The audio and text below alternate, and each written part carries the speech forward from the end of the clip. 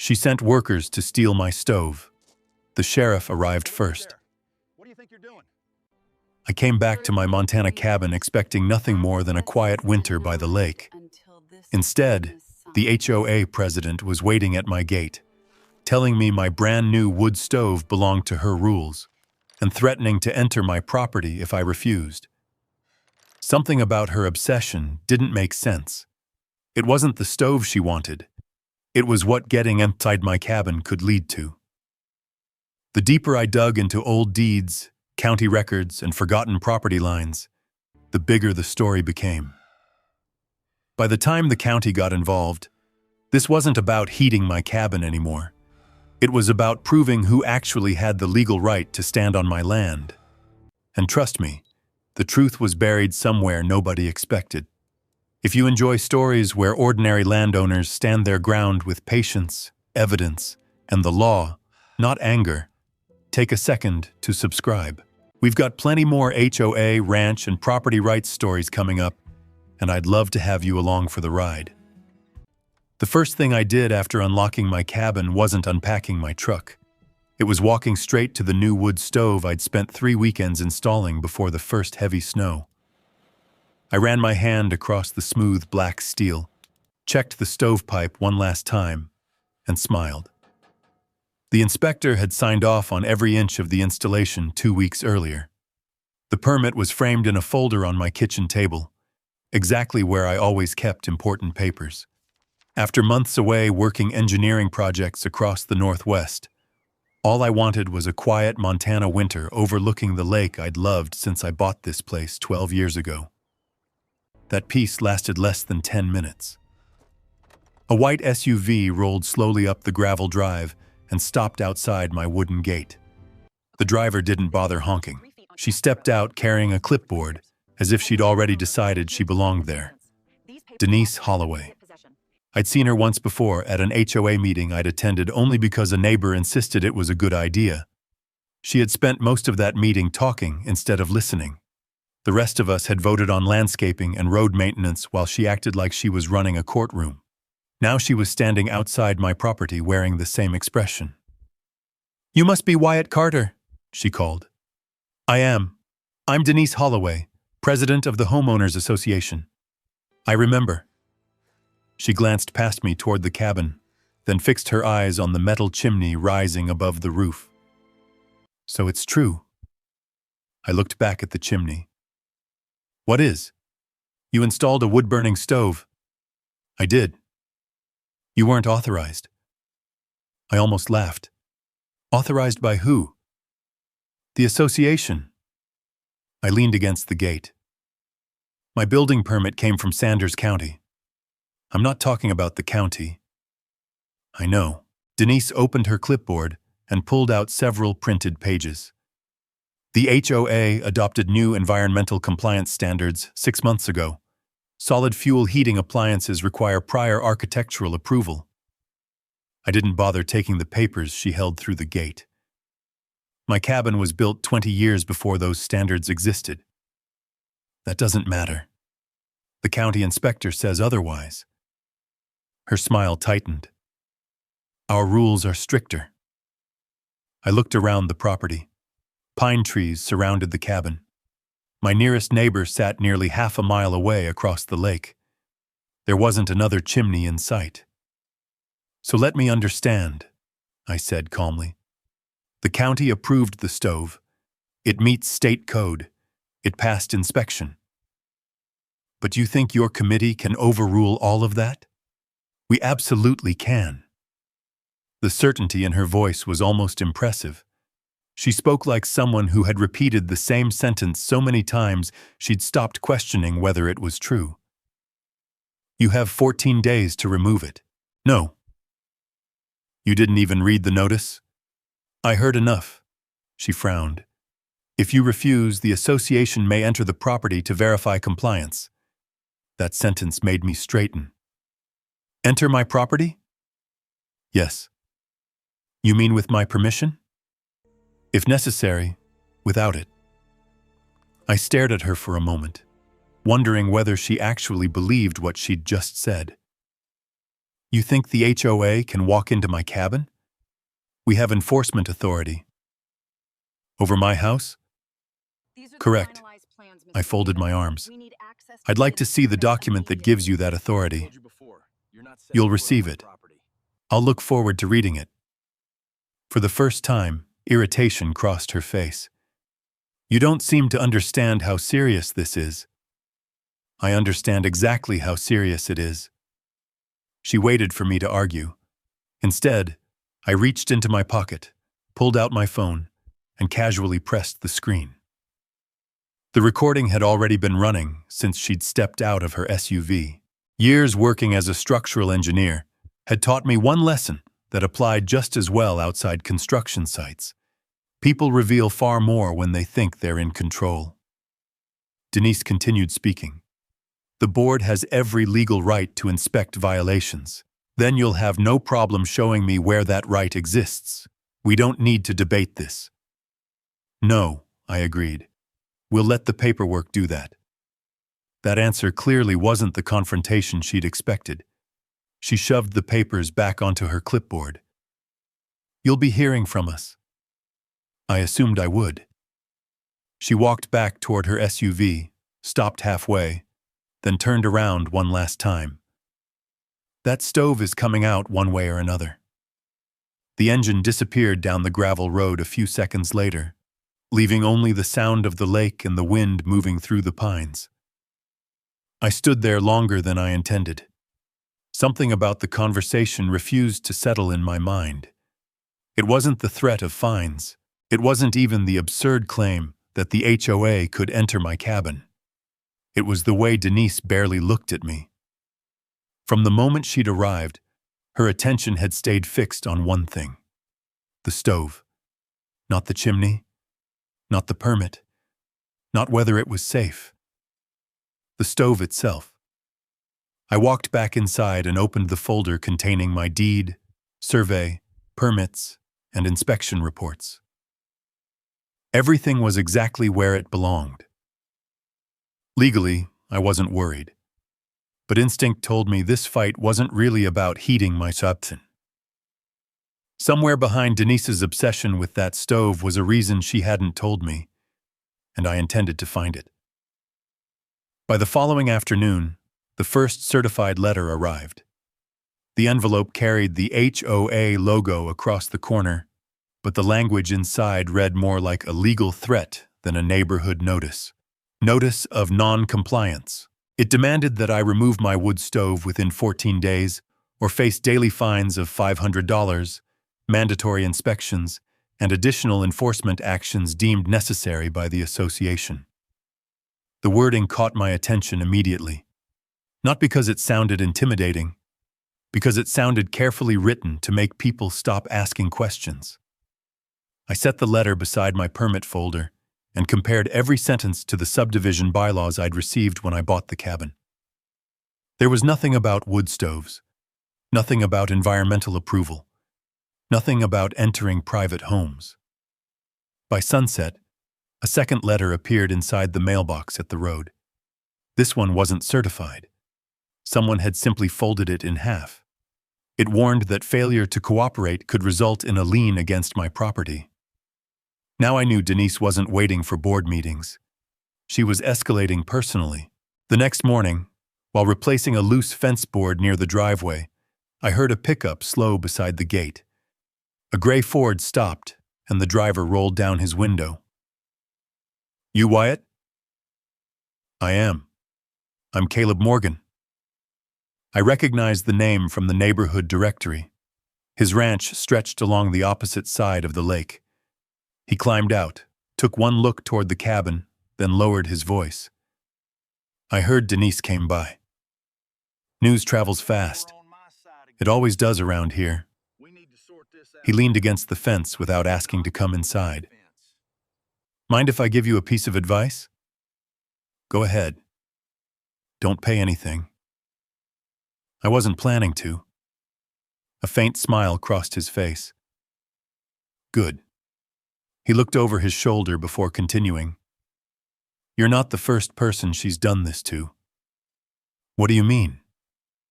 3 years ago, she convinced the Harrisons they needed an environmental compliance inspection before replacing their dock. I don't remember seeing that in the bylaws. You won't.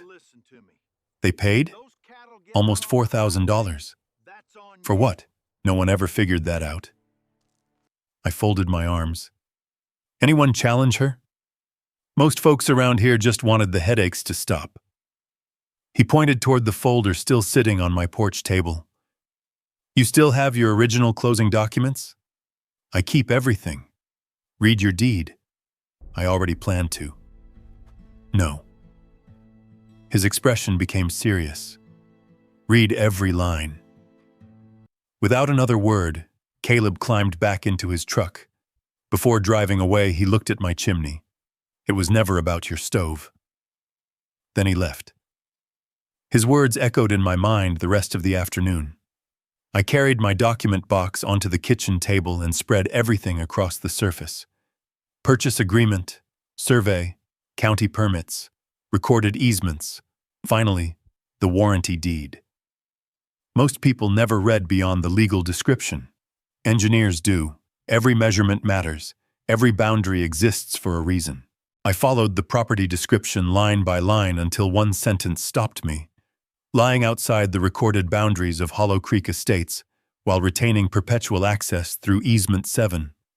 I read it twice, then a third time. Outside the recorded boundaries. That wasn't possible. The access road crossed HOA property, but every tax bill I'd ever received came directly from the county. I'd simply assumed my lot belonged to the subdivision because everyone used the same entrance. Now I pulled out the survey map. The heavy black boundary line ended nearly 80 yards before reaching my cabin. My property wasn't inside Hollow Creek Estates. It bordered it. The HOA controlled the private road, not my land. I sat back slowly. If I was reading this correctly, Denise's authority stopped long before it reached my front porch. So why had she acted as though she owned the place? Almost as if on cue, another vehicle pulled onto the shoulder outside my gate. This time, it wasn't Denise. It was a delivery driver carrying yet another certified envelope. I signed for it, broke the seal, and unfolded the notice. Across the bottom, beneath Denise Holloway's signature, one sentence stood out. Failure to permit. Association inspection will constitute further violation subject to immediate enforcement. I looked from the letter to the deed lying open on my table. One of them was telling the truth. The other was counting on nobody checking. And I had a feeling Denise wasn't expecting me to start asking where her authority actually ended. I spent the next morning making copies of every document that mattered. My deed, the survey map, my county permit, the fire inspection approval. I scanned everything into my laptop and backed it up twice. If this turned into a legal fight, I wasn't going to rely on a single filing cabinet. At 9:30, another vehicle rolled onto the shoulder outside my gate. This time, it wasn't Denise. It was a white pickup with the logo of a local property management company on the door. Two men stepped out carrying clipboards and cameras. One of them approached the gate. Morning.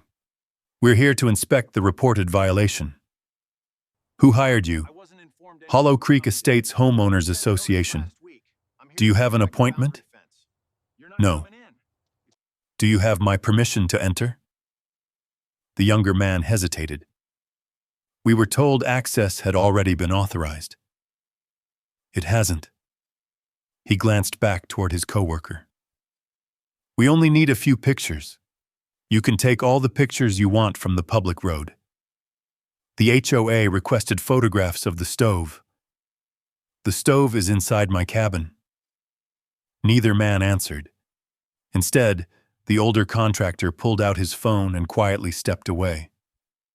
Less than a minute later, another SUV appeared. Denise climbed out before it had fully stopped. I thought I made myself clear, she said. You did. Then why are you obstructing an official inspection? There isn't one. She pointed toward the contractors. They're acting on behalf of the association. They're standing on a county road. They're attempting to document a violation. They're welcome to document my mailbox. Her expression hardened.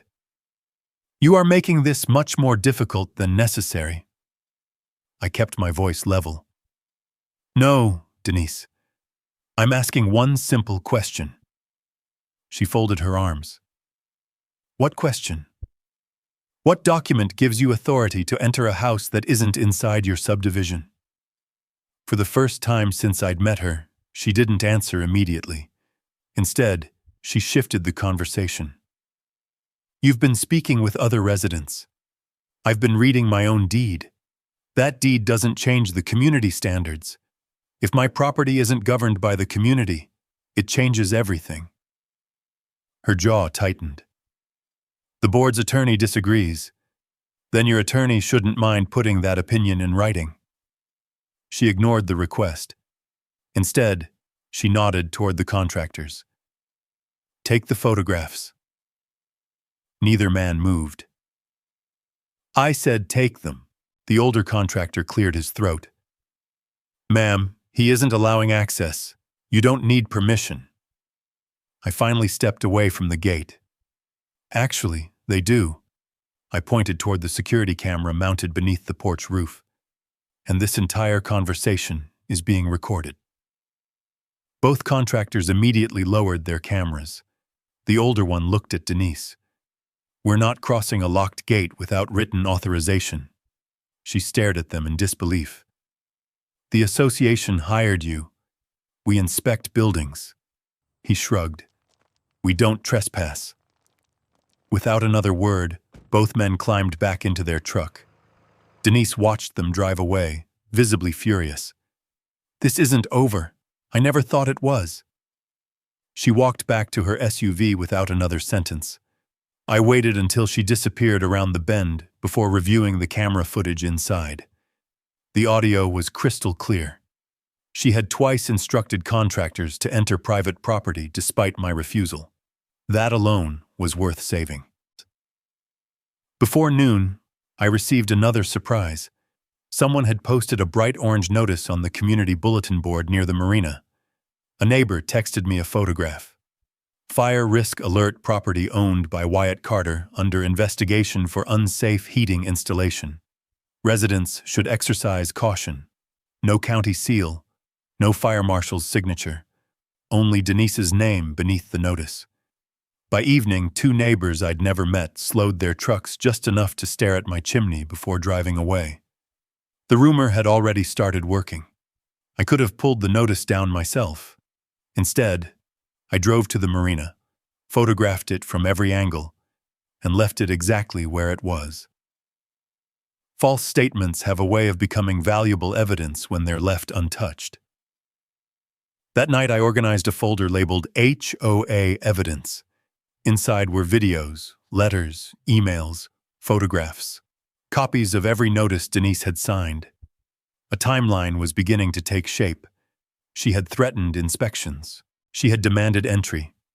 She had instructed contractors to ignore my refusal. Now she was publicly implying that my cabin posed a fire danger without a single official inspection. Each step raised the stakes. Each document strengthened my position. Then, just before I shut down my computer, my phone rang. The caller ID displayed an unfamiliar county number. I answered. Yeah, what do you want? Mr. Carter? Speaking. This is Daniel Reeves with the County Fire Marshal's office. I glanced at the growing stack of HOA notices on the table. I understand your association has filed several fire safety complaints regarding your cabin. I looked out the window toward the perfectly legal chimney standing above my roof. Finally, the county was paying attention. I'd like to stop by tomorrow morning, Daniel Reeves said over the phone. We'll verify the complaint and close the file if everything checks out. That works for me. You have permits for the installation? County permit, final inspection approval, manufacturer's certification, and photographs taken during construction. There was a brief pause. I wish every complaint went this smoothly. After we hung up, I organized every document on the kitchen table. If the county wanted proof, I intended to give them everything before they had to ask.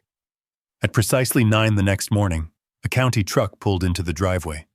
Daniel Reeves stepped out carrying a clipboard instead of an attitude. He introduced himself with a handshake. "I'm not here on the HOA's behalf," he said. "I'm here for Sanders County. I appreciate the distinction."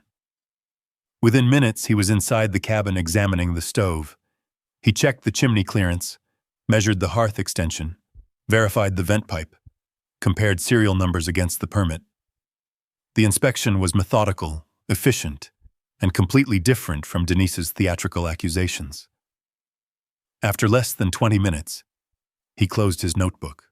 "Mr. Carter, your installation exceeds county requirements." I figured it did. You'd be surprised how often people think they know code. He signed a short report and handed me a copy. "As far as the county is concerned, this complaint is resolved. It should have ended there." Instead, Daniel remained standing in the living room. "May I see the letters your HOA has been sending you?" I handed him the growing folder. He read the first notice without saying anything, then the second. His expression changed on the third. Finally, he stopped at the page Denise had signed beneath a paragraph titled County Fire Safety Enforcement Authority. He looked up. "Where did they get this language?" "They sent it." "No, I mean, where did they copy it from?" I assumed it came from the county. It didn't. He turned the page around and pointed to a paragraph. "This section references County Fire Code Section 14-27. So, there is no Section 14-27. I frowned. "What do you mean?" "I mean, our fire code skips from Section 14-26 directly to Section 14-28. He opened a digital copy of the county regulations on his tablet. Sure enough, the numbering matched exactly what he'd said. Daniel continued reading. "This paragraph also claims county inspectors may authorize HOA enforcement. Can they?" "No." He shook his head. "Not under Montana law." The room fell quiet. For 3 chapters of this story, I'd suspected Denise was overreaching. Now a county official was telling me something much more serious. Someone had put government language onto official HOA notices without legal authority. Daniel carefully placed the papers back on the table. "I'm going to need copies of all of these. They're yours." He scanned each page with his tablet before looking toward me again. "Has anyone else received notices like this?" "My neighbor says several property owners have. I'd like names if you're willing. I can get them." He nodded slowly. This may no longer be a simple code complaint. Before leaving, Daniel paused on the porch. "One more question." "Go ahead." "Your deed." I brought him the folder. He studied the survey map for nearly a minute.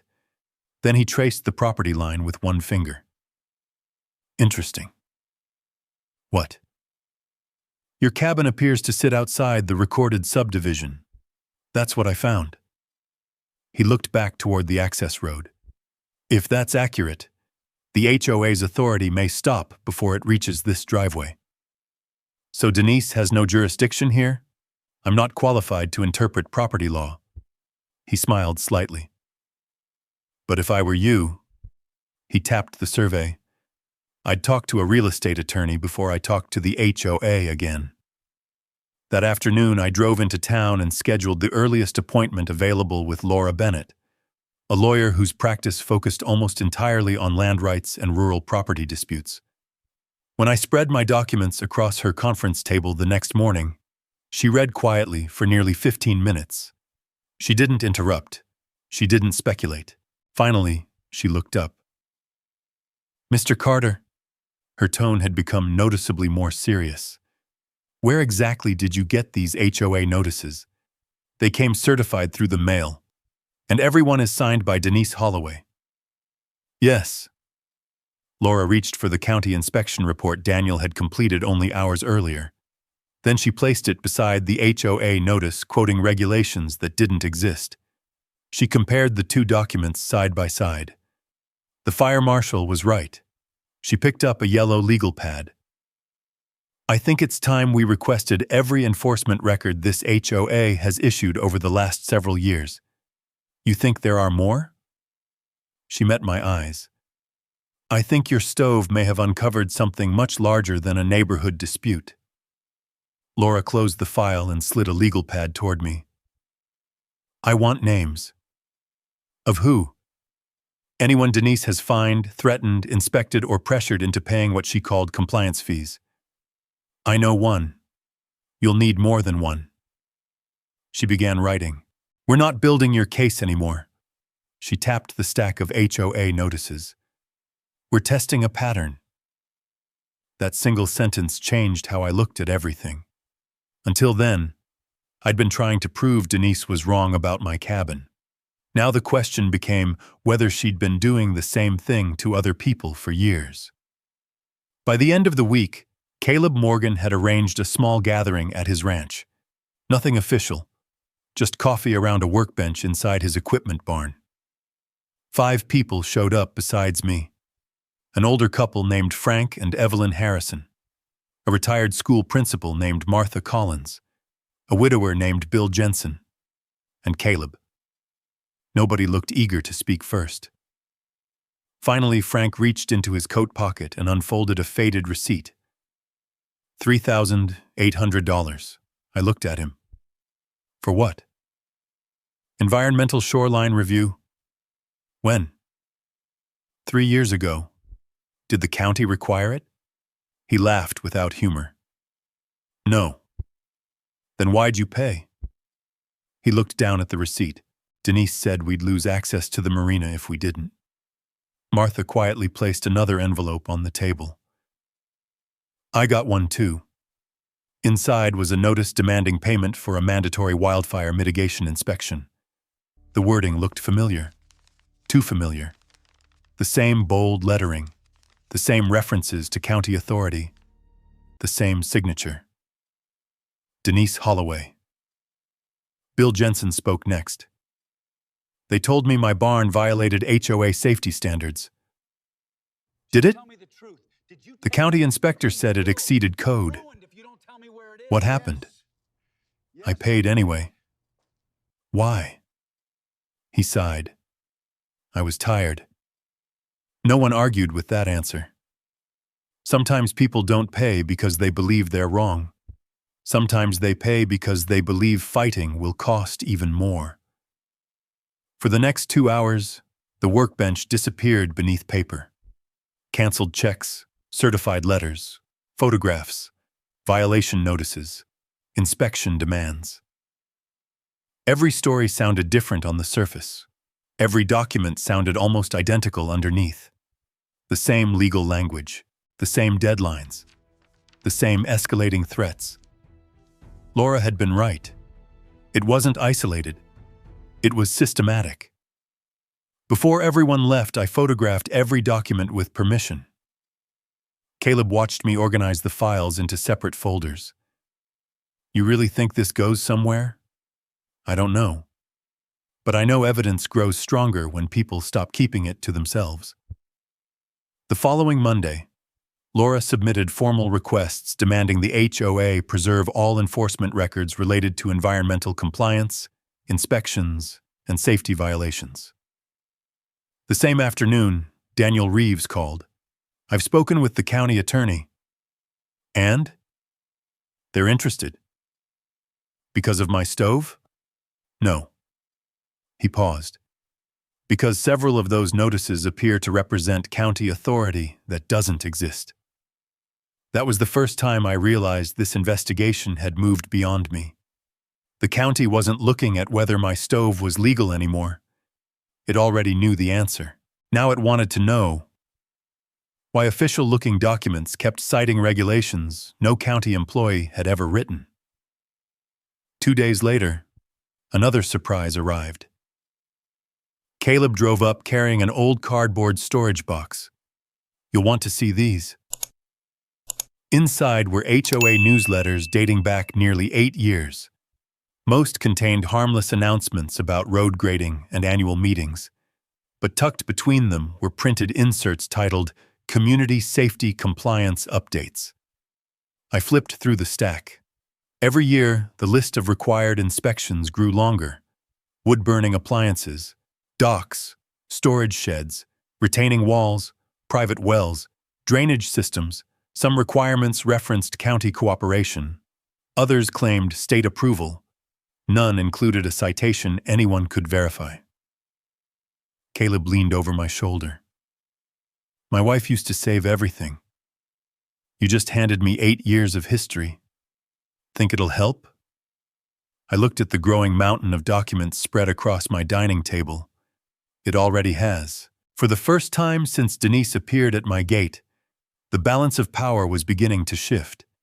She had spent years counting on neighbors staying quiet, paying invoices, and throwing old paperwork away. Instead, the lake community had started comparing notes, and every new file pointed back to the same office, the same signature, the same woman. The paper trail was growing faster than anyone expected. 3 days later, Laura Bennett called. I've got something. Her voice wasn't excited. It was focused. Can you come to my office? When I arrived, her conference table was covered with county plats, subdivision maps, easement agreements, and certified copies of land records she'd obtained from the courthouse. She pointed to the oldest document first. This is the original subdivision plat filed 26 years ago. Next came a newer survey. This is your parcel. I studied both maps side by side. At first glance, they looked nearly identical. Then Laura traced the subdivision boundary with a pencil. It stopped well short of my property.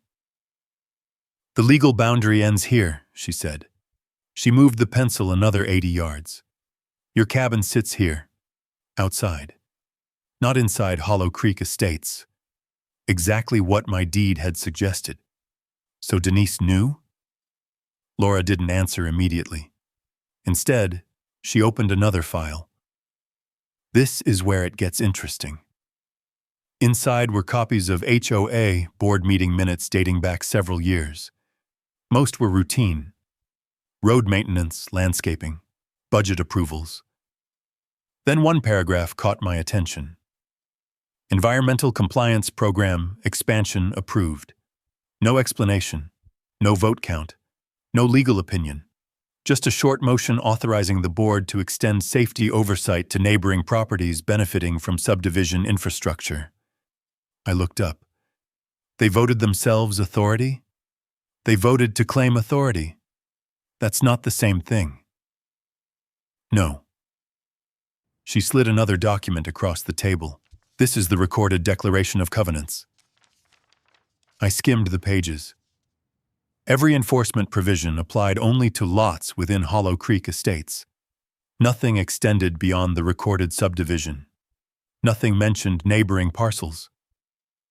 Nothing gave the HOA power over my cabin. Laura folded her hands. Legally, your land isn't subject to these covenants. So every notice Denise sent me rests on authority the governing documents don't provide. I leaned back in my chair. What about the others? She opened another folder. Frank Harrison, Bill Jensen, Martha Collins. Each property highlighted in yellow. Look carefully. I did. One after another, several parcels shared the same pattern, adjacent to the subdivision, accessed by the HOA road, outside the recorded boundaries. I counted 5, then 7, then 9. She collected fees from all of them? Laura nodded. As far as these records show, how much? We're still calculating. She paused. But it's substantial. Before I could respond, my phone vibrated. It was Caleb. You sitting down? He asked. I am now. I just saw Denise at the clubhouse. So? She was loading banker boxes into her SUV. Boxes? Records, I think. Laura immediately looked up. I switched the phone to speaker. How many? At least 6. Laura reached for her legal pad. When did you see this? 10 minutes ago. She thanked Caleb and ended the call. Then she picked up her office phone. Within minutes, she was speaking with the county attorney's office. I've already submitted a preservation request, she said. Yes. Possible removal of association records. She listened, understood. When she hung up, her expression remained calm. If those are official HOA records, they aren't supposed to disappear once litigation becomes reasonably foreseeable. You think she's destroying evidence? I don't know. But moving records immediately after receiving legal requests is never a good look. That afternoon, we drove to the county courthouse. Laura wanted certified copies of every recorded easement connected to my parcel before anything else changed. An elderly clerk disappeared into the archive room and returned carrying oversized plat books that hadn't been opened in years. Dust coated the covers. The pages inside told a remarkably simple story.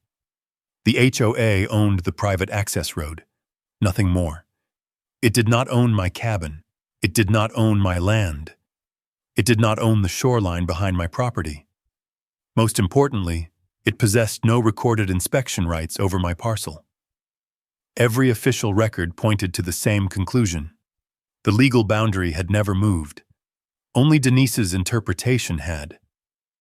As we walked toward the parking lot, Laura stopped beside my truck. Wyatt. Yeah? This case has changed. I figured. It started as an HOA dispute. She held up the certified plats. Now it's about whether someone knowingly exercised authority they never legally had. My phone buzzed again. This time, the caller ID read Sheriff Tom Granger's office. I answered. Mr. Carter? Speaking. This is Sheriff Granger. His tone was professional. I'd like to ask you a few questions regarding several complaints involving the Hollow Creek Estates Homeowners Association. I looked at Laura. She already knew what I was thinking. The investigation was no longer limited to county records. Law enforcement had entered the picture. Sheriff Tom Granger met Laura and me the following morning at the county administration building. He didn't arrive with flashing lights or accusations. Instead, he carried a slim notebook filled with dates. I want to be clear, he said. At this point, we're gathering facts, not assigning blame. Laura nodded. That's all we've been asking for. The sheriff flipped open his notebook. I've received reports from 3 property owners claiming HOA representatives entered land without permission. Until your case, they were treated as isolated disputes. He looked at me. Your recordings changed that. I handed him copies of the security footage showing Denise instructing contractors to enter my property after I had clearly refused access. He watched the clip without interrupting. When it ended, he wrote one sentence. Direct instruction after refusal. Then he looked up. If anyone comes back onto your property without permission, don't confront them beyond ordering them to leave. Call my office immediately. I will. For nearly 2 weeks, nothing happened. The lake grew quiet. No new letters, no contractors, no notices taped to my mailbox. The silence should have been reassuring. Instead, it felt deliberate. Laura called every few days with updates. The county subpoenaed additional HOA records. The board attorney has stopped returning calls. Several homeowners have submitted sworn statements. Every conversation ended the same way. We're making progress. Then, on a Thursday afternoon, Caleb pulled into my driveway so fast, his truck threw gravel against the gate. You need to see this. He held out his phone. A neighbor had posted photos on a private community page. The caption read, HOA Safety Team Conducting Emergency Property Compliance Review. The first two pictures showed Denise standing beside a maintenance truck. The third picture stopped me cold. The truck carried the same property management company logo I'd seen weeks earlier, except this time there were more workers, and in the bed of the truck sat a heavy appliance dolly, the kind used to move large stoves. "They're planning something," Caleb said. "I know." I called Laura immediately. Her answer came before I finished explaining. "Don't leave the cameras off for a second." The next morning, I had to drive into town for a scheduled meeting with Laura to sign several affidavits prepared for the county. Before leaving, I checked every camera around the cabin. Front gate, driveway, porch, rear deck, all recording. Laura's office was nearly 40 minutes away. We had just finished reviewing the latest filings when my phone vibrated. The security system. Motion detected. Front gate. I opened the live camera feed. A white maintenance truck had stopped outside my property. A second pickup parked behind it. Denise stepped out carrying a clipboard. 3 contractors followed. One unlocked the equipment compartment and pulled out the appliance dolly I'd seen in the photographs. "They're actually doing it," I said. Laura was already standing. "Call the sheriff." I dialed immediately. Dispatch answered. I gave my address and explained that multiple people were attempting to enter private property without permission. The dispatcher didn't waste time. "A deputy is en route." I kept watching the live video. Denise pointed toward the cabin. One contractor hesitated. Even through the camera microphone, I could hear him ask something. She answered by waving her clipboard. Whatever she told him wasn't enough. The worker shook his head. She pointed again. This time, he reluctantly climbed over the closed wooden gate from the inside corner, where the fence met a retaining wall. A second worker followed. Then they rolled the appliance dolly across my yard toward the porch. My stomach tightened. Not because I thought they'd succeed, because every second was becoming evidence. The front camera captured one worker reaching for the cabin door. Locked. He looked back toward Denise. She motioned again. Then came the sound of another vehicle. A sheriff's SUV entered the driveway fast enough to block the maintenance truck from leaving. Deputy vehicles followed behind it. Sheriff Tom Granger stepped out first. Even through the camera, his voice carried. "Everyone step away from the building." The workers froze. Denise walked toward him holding her clipboard like a badge. "This is an HOA enforcement action." Sheriff Granger didn't even look at the clipboard. "Is this your property?" "No." "Do you have the owner's permission to be here?" "The association." I asked a yes or no question. She hesitated. "No." He turned toward the contractors. "Please step back outside the fence." They complied immediately. One by one, they wheeled the empty appliance dolly away from my porch. The sheriff spoke quietly with each worker before approaching Denise again. Although I couldn't hear every word, one sentence came through perfectly. "You've now been instructed by both the owner and this office that you have no permission to enter this property." Laura looked at the paused video beside me. She smiled for the first time since this started. "They just handed us the strongest evidence in the entire case." By the time I reached the cabin, deputies were still interviewing witnesses along the road. Neighbors who had only watched from a distance weeks earlier were now giving statements. No rumors, no speculation, only facts. Denise had crossed the fence, and she had done it with cameras, deputies, contractors, and half the neighborhood watching. The county investigation had just accelerated. The strange part wasn't what happened next. It was what didn't. For nearly 3 weeks, Denise disappeared. No violation notices appeared in my mailbox. No emails arrived from the HOA. No trucks stopped outside my gate. The community bulletin board that had once displayed warnings about my unsafe stove now held nothing but notices for a holiday food drive and a volunteer road cleanup. The silence spread across the lake like everyone was waiting for someone else to make the next move. Laura explained why. The county requested financial records. Did they get them? Some. Not all? She shook her head. The HOA claims several years of files are missing. I thought about what Caleb had seen outside the clubhouse. The banker boxes. They're the same records Denise was loading into her SUV. Laura nodded. The timing isn't helping her. 2 days later, Daniel Reeves called. I wanted to let you know the fire complaint against your cabin has been formally closed. I assumed it was. It is. He paused. But the investigation into the HOA hasn't. What changed? We compared every complaint filed against your property. And? Everyone originated from the same individual. Denise.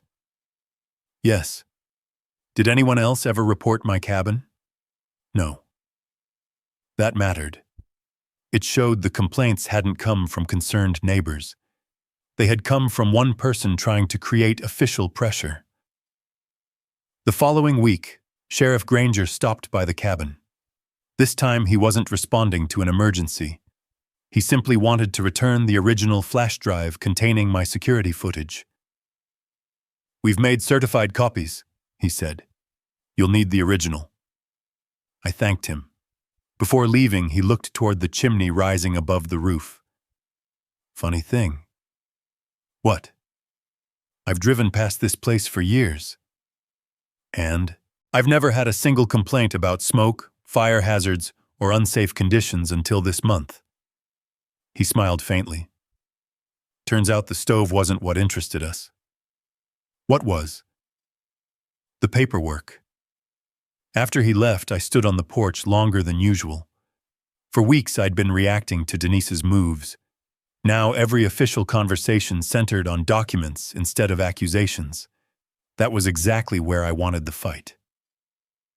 Later that afternoon, Caleb invited me to the small cafe overlooking the marina. When I arrived, 3 of the homeowners who had attended our first meeting were already there. Frank Harrison unfolded a newspaper. You seen this? A short article near the bottom of the local section caught my eye.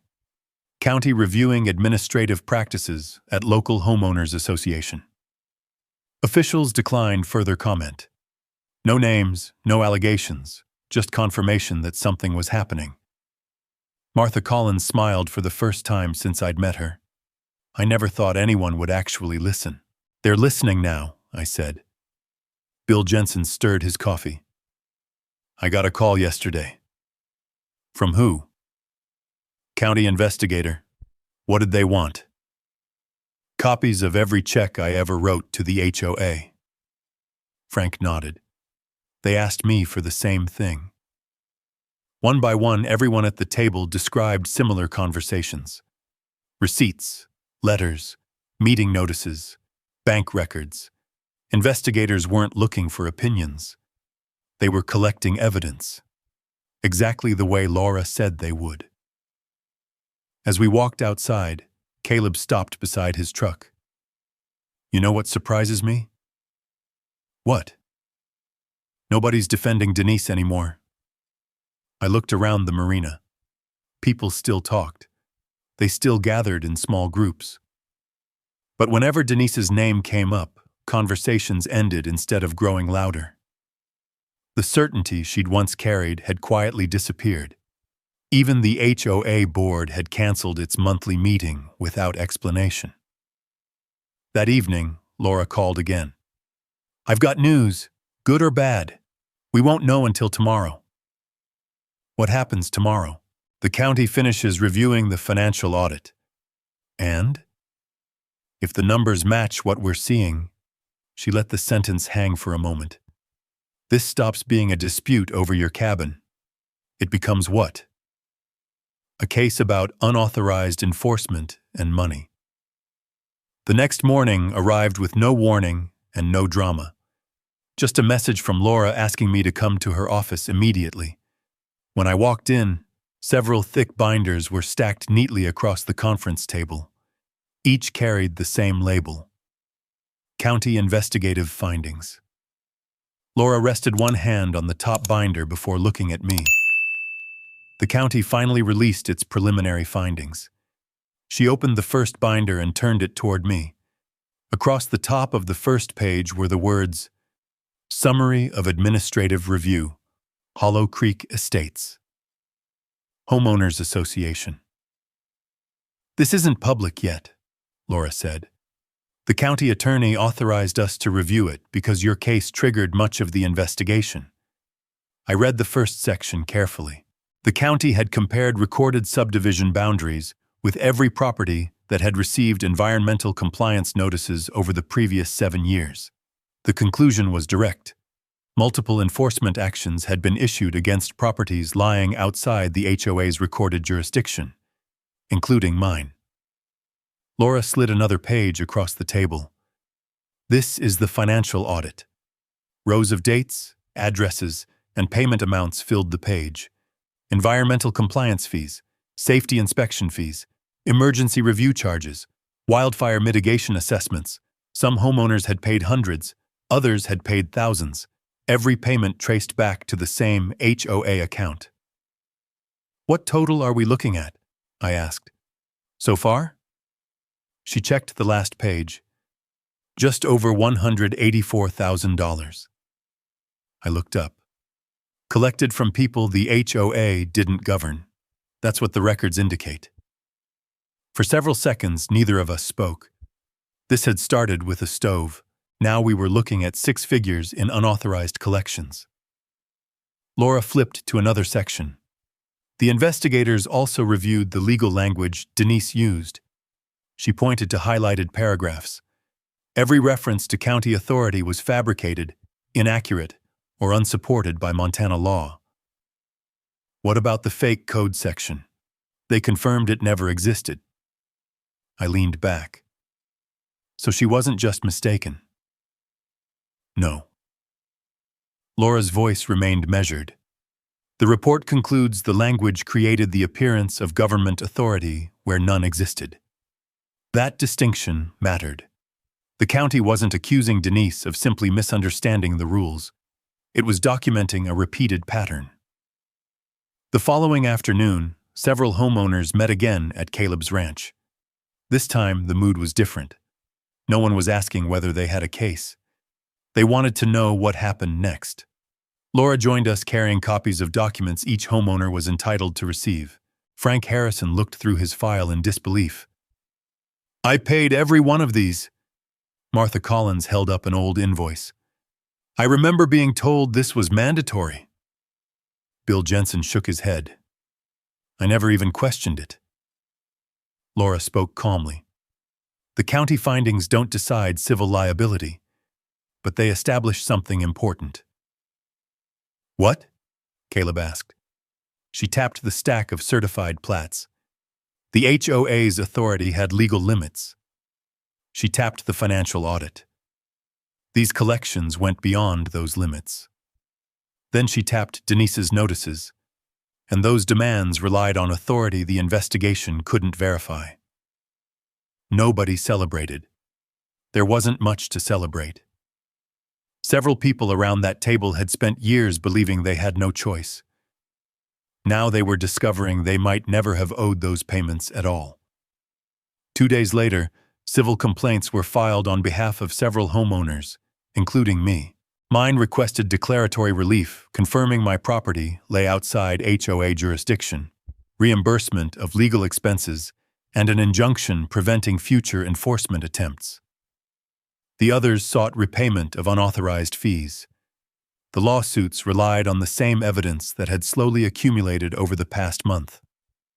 Recorded deeds, certified plats, county code, financial records, security footage, signed notices. Nothing depended on rumors anymore. Only documents. That afternoon, I drove past the Hollow Creek clubhouse on my way home. The parking lot was nearly empty.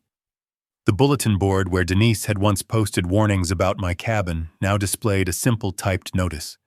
Special HOA meeting postponed pending legal review. No signature, no explanation, just silence. As I continued toward my cabin, my phone rang. It was Daniel Reeves. "I thought you'd want to know," he said. "The county has officially closed every complaint filed against your property. I appreciate the call. There was never a violation." "I know," he paused. "Funny how the stove turned out to be the least important part of this." After we hung up, I parked beside my cabin and looked toward the chimney. Smoke rose steadily into the cold Montana air, exactly as it had every evening since I installed it. Nothing about the cabin had changed, but everything around it had. For years, Denise had counted on old deeds staying unread, surveys staying folded, and neighbors staying quiet. Instead, every forgotten document had found its way back into the light. Now only one question remained. Would the court finally put an end to everything Denise had built on paper that was never legally hers? The hearing took less than a day. Months of intimidation, threats, and paperwork were reduced to neatly labeled binders stacked across 2 council tables. Laura Bennett didn't begin with my stove. She began with the recorded subdivision plat. Using enlarged maps, she showed exactly where Hollow Creek Estates legally ended and where my property began. Then she introduced my recorded deed, the county survey, and every certified filing confirming the same fact. My cabin had never been inside the HOA. It never had been. The judge spent several minutes comparing the documents himself. Then he looked toward Denise's attorney. "Does the association dispute the recorded county boundary?" After a brief consultation, the answer came quietly. "No, Your Honor." That single sentence erased the foundation Denise had stood on since the day she arrived at my gate. Laura continued. Next came the county fire inspection. Daniel Reeves testified that my stove complied with every applicable safety requirement, and that every complaint filed against my property had been investigated and closed without finding a single violation. He also confirmed something that had become impossible to ignore. The HOA notices repeatedly cited county authority and code sections that did not exist. The courtroom remained silent. Denise avoided looking toward the witness stand. Then Sheriff Tom Granger testified. Rather than offering opinions, he simply described what his deputies had observed. The security footage was played. The video showed Denise directing contractors toward my cabin after I had clearly denied permission to enter. The footage stopped just as deputies arrived and ordered everyone back outside the fence. No dramatic speeches were necessary. The recording spoke for itself. Finally, the county's financial audit was admitted into evidence. The report documented years of environmental compliance fees and inspection charges collected from multiple property owners whose land fell outside HOA jurisdiction. Several homeowners, including Frank Harrison and Martha Collins, briefly testified about the payments they had made after receiving notices claiming county authority. Each story sounded different. Each document looked almost identical. When both sides finished, the judge recessed briefly before returning with his ruling. His words were measured. The evidence establishes that the association exercised enforcement authority beyond the limits granted by its governing documents. He turned another page. The court further finds that Mr. Carter's property is not subject to the association's restrictive covenants. Then came the order everyone in the courtroom had been waiting to hear. The HOA was permanently prohibited from enforcing its rules against my property. The unauthorized notices issued to me were declared invalid. The court ordered reimbursement of my legal costs. Separate civil claims involving other homeowners would proceed using the same findings established during my case. The judge concluded with a sentence I don't think anyone in that room will ever forget. Private associations possess only the authority the law grants them, not the authority they assume. Outside the courthouse, reporters gathered around Laura. She answered only a few questions before reminding everyone that several related cases were still pending. Denise left through another exit. I never spoke to her again. Within weeks, the HOA board announced her resignation. A special election followed. The new leadership mailed every resident a letter acknowledging that future enforcement would be limited strictly to properties legally governed by the association. Several homeowners eventually recovered substantial portions of the fees they had paid after negotiating settlements supported by the county's findings. The community changed in quieter ways too. Board meetings became public. Financial reports were posted for residents to review. Outside legal counsel was required before adopting new enforcement policies. People started asking questions they had been afraid to ask for years. Winter settled over the lake not long afterward. One evening I carried a stack of firewood inside, opened the stove door, and added another log. The familiar crackle filled the cabin. Heat spread through the room exactly as it had the day I first installed it. I looked through the window toward the frozen shoreline, remembering how all of this had started. Not with lawsuits, not with investigators, not even with the HOA. It had started with one simple demand. Remove your stove. If I had done that without asking why, none of the old deeds would have been unfolded. None of the surveys would have been compared. None of the neighbors would have shared their files. And years of unauthorized enforcement might have continued unnoticed. The stove never moved an inch. But it was never really the thing Denise wanted. It was a test. She expected another homeowner who would accept a demand simply because it arrived on official-looking paper. Instead, she met someone willing to read every page. Because in the end, property rights aren't protected by the loudest voice at the gate. They're protected by facts, by records, and by the quiet confidence that comes from knowing exactly where the law and your land begin. If there was lesson I carry away from all of this, is that keeping good records and staying calm can matter more than raising your voice. I didn't win because I argued harder. I simply kept every permit, every letter, every deed, and every piece of evidence until the truth could speak for itself. That's something worth remembering whether you're dealing with an HOA, a neighbor, or any challenge where the facts are on your side. Patience isn't quickness, and knowing your rights isn't about picking a fight. It's about protecting what you work on it to build. That's one of the things I love most about this country. Real justice isn't always loud, and it isn't always fast. Sometimes it's show of one document, one honest witness, and one fair decision at a time. When people choose integrity over anger, community have a better chance of moving forward. Now, I'd love to hear from you. If you would stood your route like I did, type yes in the comments or tell me if you ever had an HOA, neighbor, or local rules push beyond its limits and how you handle it. I read as many of your stories as I can. And if you enjoy stories about standing up with dignity, protecting your land, and letting the two do the hard work, I'd be honored if you subscribe and join me for the next one. Until then, take care of yourself and thanks for watching.